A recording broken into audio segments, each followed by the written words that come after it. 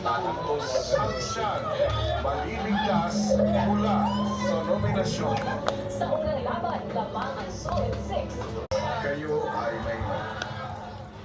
Habang ginagawa niyo na ito, ay ipinagbabawal ko ang kahit anumang uri ng komunikasyon dito sa aking inutos. Kayo ay may mali.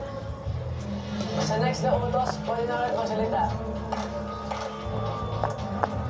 Sa pagsubok sa solid 6, naharapang sabihin kung sino sa kabilang grupo ang kulang sa pagpapakatotoo. Dahil sa hindi konformo nila Carmel at Eliza mula sa solid 6, kayo ay Kamali o mananalo sa kanilang weekly task.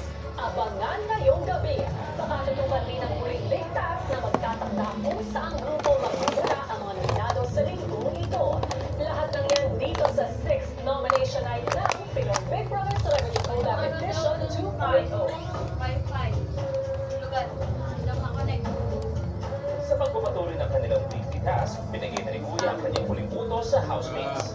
pagkatapos ng 3 minuto ay magbibigay ako ng yan para lapitan ng striving players ang solid 6 at isa-isang ipagtatapat ng marathon kung sino para sa bawat isa sa inyo ang dalawang housemates mula sa grupo nila na kulang pa sa pagpapakatotoo at dahilan. Sa pagpapakatotoo.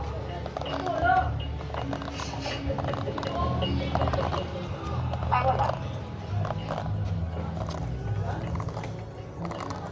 Sa tanong, I'm willing to fail the task. Don't say something na labag sa loob ko. Yun naman po talaga yung nararamdaman ko po tamang gawin. Every single day,